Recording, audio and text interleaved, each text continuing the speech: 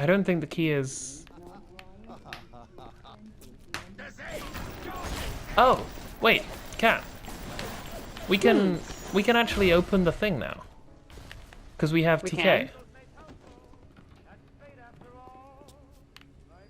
Are you using the letters TK to be short for telekinesis? Yes.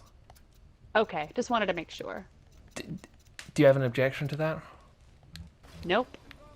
Okay. I want you to live your life the way you've always seen fit to. Oh, I know how to do it. You ready to see me use problem-solving skills? With your TK? We call it telekinesis. Okay, here we go. Hey, you did it. Oh, can I pick up that cash register? Yeah. Oh, no, no, no. Oh, no, no. Oh no! Oh, no. Oh, wait, I got no. this. You can I got use this. rocket. I'm gonna get a friend. You've used it to your advantage. I've used it to my advantage to get a friend. If only getting real friends were as easy as electrocuting them and then reprogramming them. No, I think that's actually negative. Really? Are you sure? I think that would be a bad way to get friends. Okay, well, with that attitude. I think it'd be very Hey, Kat, have you ever wanted to visit Rapture? I used to work at a stationer's, and when I did, I ran a, this is really dumb, I ran a present wrapping, like, workshop. Huh. And it, around, like, Christmas time, and it was called Rapture, and I led it mostly so that I could say, welcome to Rapture. Wow. Anyway, that's it. What a nerd. There you go. You were also working at a present wrapping at a stationer's, which is like an extremely cool and good job. Why, thank you. I try to be both extremely cool and extremely good. Is this where your lifelong love of good stationery came from? Yes. Or did it Well- exist beforehand? Oh, share play stops in 5 minutes, says Yeah. my TV. wonder I what will... that is. Hang on. So I've been knocking these guys out into the water where they've been electrocuted. And they've blown up immediately. So this is my third security bot, but I do want to get a friend. Yes, you've been doing this a lot. It's fine. It's a good minigame. It's such a good minigame. It really is really good. I like it a lot. I don't know if it's very boring to watch, but I don't care. No, I think it's as tense. It's quite therapeutic. You know, you could probably get an app where you could do nothing but this. Probably. Oh, it's out probably. I want to know who pitched Pipe Dreams specifically for Bioshock and give them a medal. You probably could find out. Okay, here we go. Okay, when share play stops, that'll be disorienting. What I'll do is I'll pause and I'll give it back to you.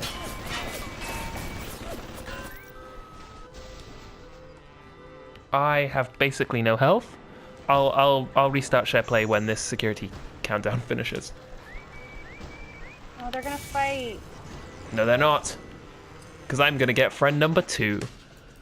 Yay, a friend for a friend. The friend of my friend. Is my enemy. Classic thing. I mean, Ayn Rand probably would be down. Sun Tzu said that. Ayn Rand? I don't know. I've always said Ayn Rand, but that's a stab in the dark. No matter what, we're probably wrong. She would say so. Mm. You know, my favorite Ayn Rand quote is, I love under What the is sea. it? I love to be under the sea. Oh, Classic. Truly a revolutionary. alright, I'm gonna pause the game, restart share play. I'll be back Let's do it. in a second. Let me know when you got it back. Okay. I don't think that I have an invite. It should just restart if you just go back to the party.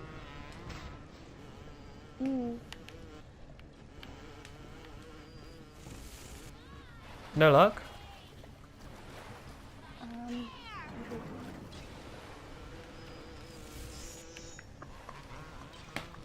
Ah, it says you're I'm now connecting. connecting. Yeah. Probably cut this because it's super boring. I'm packing. You're packing? I'm packing. I'm packing a security camera.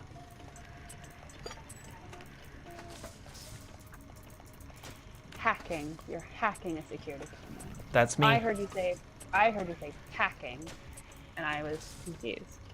No packing for me. I just got back. You did just get back. Oh, I hope you're not too quiet. Me too. Was it super, super quiet when you listened? It wasn't like super quiet, but it was quiet enough that someone might say, "Cat's a bit quiet." Quiet enough that to hear you speak is disorienting?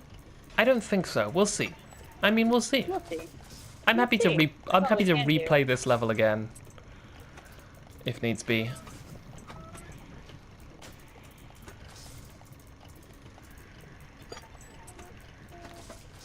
Oh man, I hope Prey has a really good hacking minigame. I think. I don't remember what it is, but I remember seeing it and being like, "Oh wow, that looks weird as hell." That's all we ask for in our hacking mini games. Is it weird as hell? If so, I'm into it. I vaguely recall, or maybe I'm thinking of the crafting system, which is definitely weird as hell. I believe it. Okay. Auto hack this safe. When the marketing for Prey started and everyone thought it was going to be a new Bioshock. Oh, did they really? Yeah, because they launched that website. Or is that... Are you thinking of Never XCOM? mind. No. Definitely not. I'd play a new Bioshock. I would not. No? I would play... Here's what I would play. I would play a single-player co-op of the Blue Packers. I would play like a weird offshoot. Like... DLC. I would not. Well, I didn't play Burial at Sea because I was like, I've had it. It's time to pack this one up and put it out to pasture. But I think we've talked about this. I've never played Minerva's Den. Oh, exciting. I know. A serious lack. That, I think, is a serious lack in my knowledge. I'm looking forward to getting to Minerva's Den. Alright, well, let's get TK ready. Get that TK. I read a lot of Steve Gaynor talking about Minerva's Den and like the design of Minerva's Den. So I know like the level design fairly well, but not what happens in it. Not what happens in those levels. I can barely picture any of it.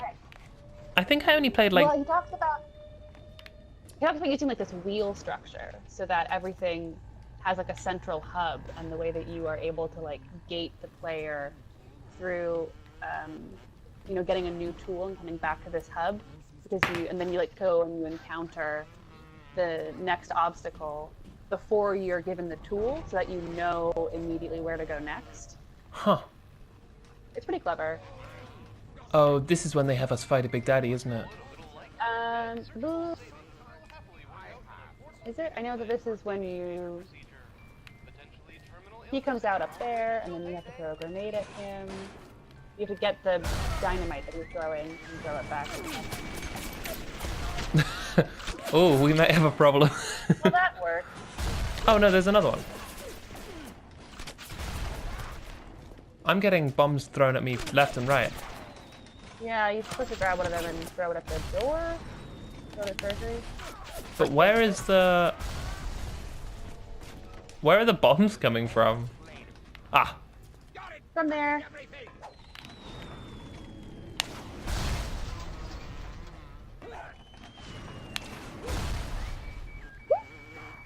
A taste of his own medicine.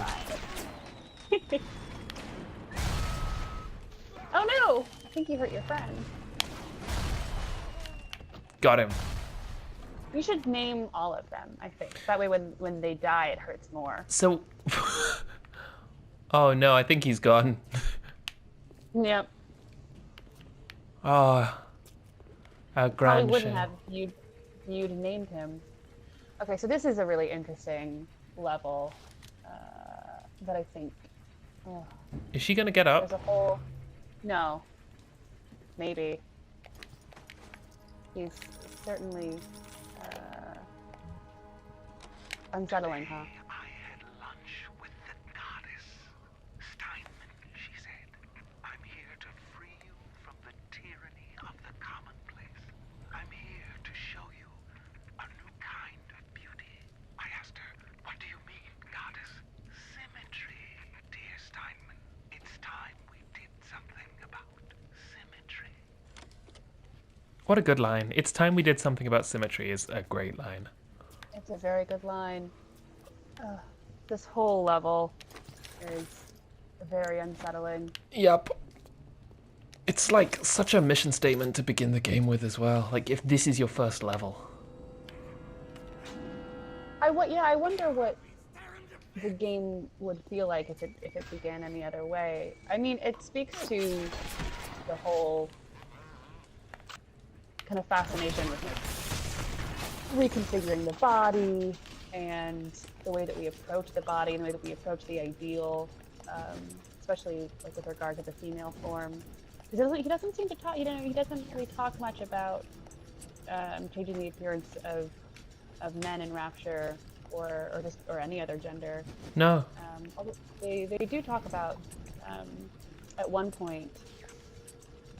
I think someone brought it up in the last installment of playing this, that they talk about, you're free from gender.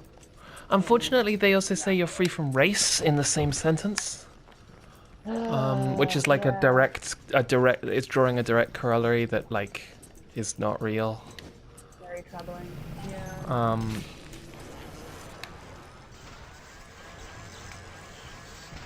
I don't know. I'm sure there'd be a lot of really interesting scholarship to inform the way that you look at the way that Rapture was. Yeah. No, get out of the way. Why can't I hack it? Now I can. You should probably also talk a little louder. Okay, I can talk a little louder. I don't know. It's not in my. Whenever I talk really loud, I feel like I'm being shrill. The PlayStation isn't I'm a helping. woman. It's true. I think if we were playing in better conditions. Yeah, it'd be easier if we were both sitting around your Yeti mic. That would be easier. Yeah, that would be a lot easier. That's what summer's Feel for. less awkward. Okay. Right, we came down. This way.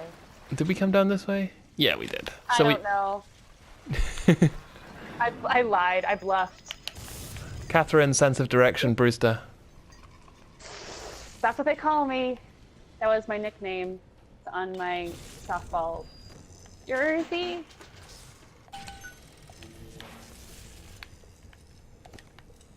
I never played softball.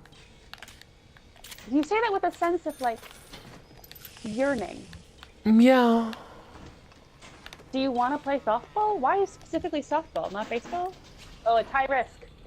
Not Shit. safe, but Fuck. go for it. Shit. You Piss. it. Cat. You fucked it up, my friend. I'm not here to help. Oh my god. This one was stacked against you.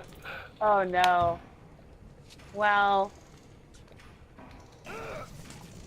How do you feel? I feel pretty good about going into the first boss fight carrying 2 health packs and 1 Yep. Eve. I think there's no way this can go wrong. Aphrodite is walking the hall. Stein, I have what you're looking for. Just open your eyes, and when I see her, she cuts me into 1,000 beautiful pieces. Oh, quite a good game. It's a very good game. Quite a good I video don't game. know.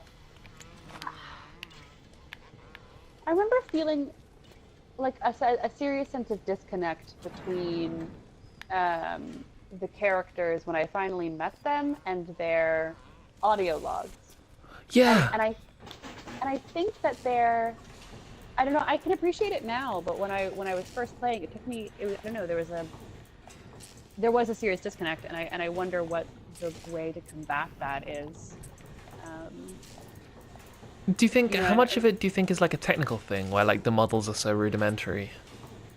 Well, no, I know that Ken Levine, in all his infinite wisdom, didn't want to have cutscenes in the game. Huh. Because there are no cutscenes.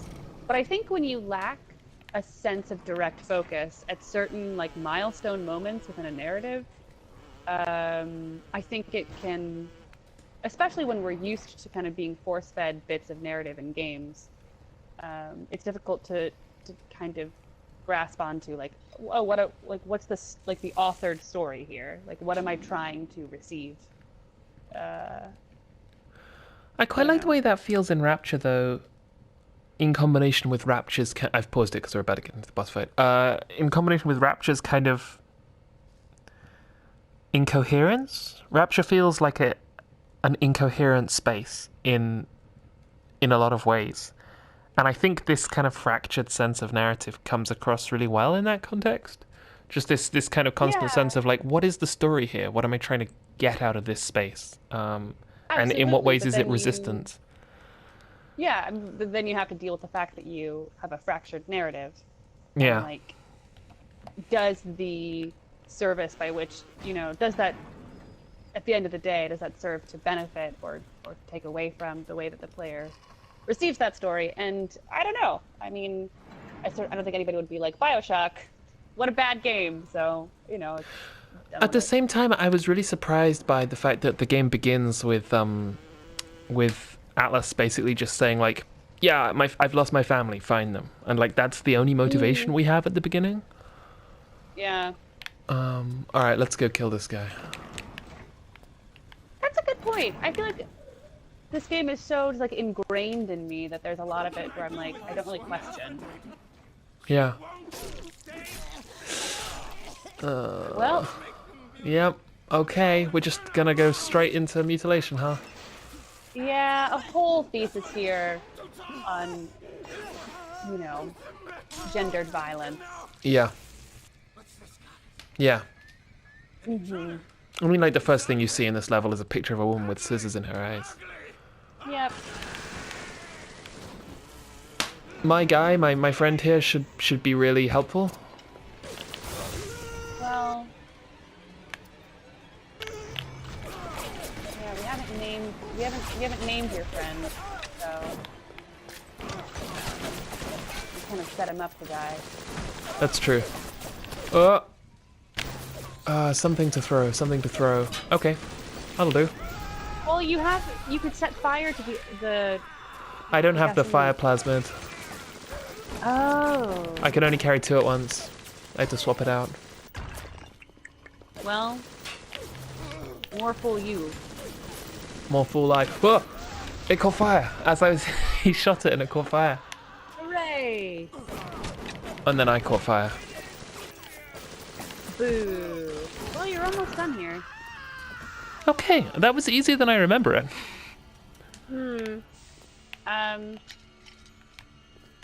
The boss fights kind of generally in this game are also a bit lackluster, but Yeah. Oh, that woman has an audio diary on her. Oh, this one's really yeah, upsetting. I remember this. Yeah, very uncomfortable. Looking at it now, I didn't realize how much your face sags. Scalpel? Excuse me? Scalpel. Doctor, she's not booked for a facelift. Let's just come in here and... Doctor, stop cutting. Doctor, stop cutting. Get me the chief of surgery. Get me the chief of surgery now! Oh, what was that audio diary called? Was it called Not What She Wanted? Could have been. Yep. Yep. Yikes. a lot of conversations to be had. Probably not in this medium. Uh-huh.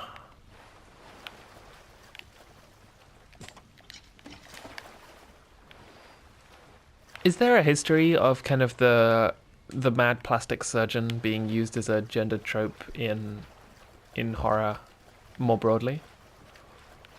That is a really interesting question. For gendered, I don't know. Keith, my dear friend and editor at The Guardian, Keith Stewart. So Keith lent me this book that I think is still in my flat in London because I didn't want to take it with me to America. That I read when he and I were playing Resident Evil. That's called it's Men, Women, and Chainsaws, and it's all about like the gendered history within horror. Huh. And It was time somebody took care of that sick bastard. Make sure you get the key off Steinman and head back to emergency access. I'm working my way to the backside of Port Neptune myself. We'll get there soon enough. Sorry, carry on. Well, I think what the author of this book talks a lot about isn't just like the history of gendered violence, but she talks a lot about how women are portrayed within like violent settings, how you have kind of like the lone survivor trope, and you have the grotesque woman, and you have the like the Mary, the mother, that these kinds of characters. But also you have a lot of like really gross trans imagery in villains, and she talks a lot about like the Buffalo Bill character in Silence of the Lambs. Yeah. And the way that a lot of villains are portrayed, or not simply trans imagery, but a lot of like gender non-conforming imagery in villains who have like an obsession with either the lacking of their body or the an obsession with like the feminine body in a way that might not have an outlet in or like a healthy outlet, or I don't know who am I to say, but in a traditionally male or violent culture. Again, a lot of conversations, but it's a really great book, and I'm sure Keith would have a lot to say. What's that book called again? Men, Women, and Chainsaws. Do you know But who it's it's by really offhand? I think her surname is Clover. I think that's what I remember. But the book was written in like the 90s, so it is really interesting to. Oh, I'm good. It's really interesting to read this book talking about feminist film criticism from a perspective of like mid-90s feminism. Yeah. Because there's still a lot of it where you're like, well, I don't know about that, especially when we're talking about gender non-conforming imagery. I mean, like even though you had like a lot of really interesting people working at the time on like gender and gendered issues, still it was over, almost 20 years ago. Yeah. Which is wild. God. We're gonna be 20 next month. We're gonna be 20 next month, Jack. Can you believe it? Where did those 5 years go?